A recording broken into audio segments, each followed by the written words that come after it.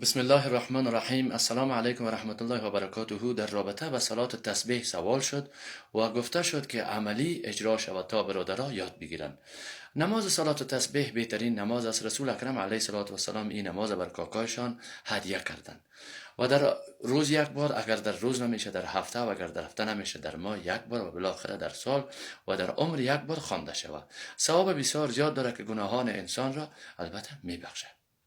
نماز 4 رکعت نیت میشه و به این شکل است. نیت کردم ادا سازم 4 رکعت نماز صلات تسبیح، الله اکبر گفته میشه. ابتدا سبحانك اللهم خوانده میشه. بعد از سبحانك اللهم دستور وقت خوب بسته میکنیم، مثل نمازهای دیگه وارد 15 دفعه میخوانیم سبحان الله والحمد لله ولا اله الا الله والله اکبر.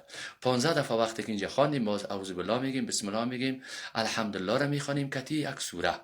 باز از یک سوره را خواندیم که الحمدلله، باز اینجا میخوانیم 10 بار سبحان الله والحمد لله ولا اله الا الله والله اکبر. باز چی میگیم؟ تکبیر میگیم، میریم در رکوع. وقتی که در رکوع رفتیم 3 دفعه سبحان ربی العظیم میخوانیم. بعد از باز 10 دفعه در رکوع میخوانیم سبحان الله والحمد لله ولا اله الا الله والله اکبر. با سمع الله لمن حمیده ربنا لك الحمد میگیم. باز در رکوع دیگه خلاص شد، رکوع را کردیم استاده میشیم، در سجده نمیریم، این میجه باز 10 بار میخوانیم امی کلمه را. باز 10 دفعه خوانیم، باز الله اکبر میگیم، میریم در سجده. در سجده که 3 دفعه گفتیم سبحان ربی الاعلی، باز 10 دفعه در سجده امی کلمه را میخوانیم. باز 10 دفعه خوانیم، باز الله اکبر میگیم، میشینیم. اینمی ششتن جلسه میگن.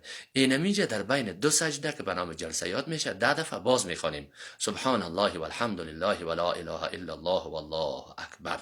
باز میگیم الله اکبر، میریم در سجده. 3 دفعه که سبحان ربی الاعلی را گفتیم 10 دفعه باز امی کلمه را میخوانیم. از این خلاص شدیم، باز میگیم الله اکبر، استاده میشیم.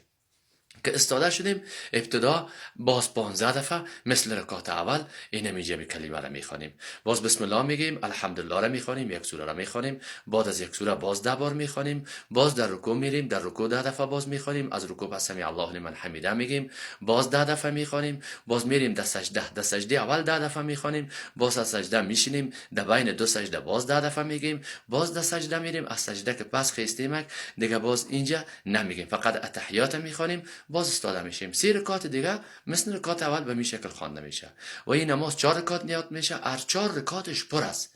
پر به چی مانه؟ یعنی الحمدلله کتی یک سوره خوانده میشه. این نماز کوشش کنین که بخونین، علل خصوص در ماه مبارک رمضان، چون در این ماه نفلش برابر به ثوابهای غیر ماهای دیگه پیش الله تبارک و تعالی درجه و مقام داره.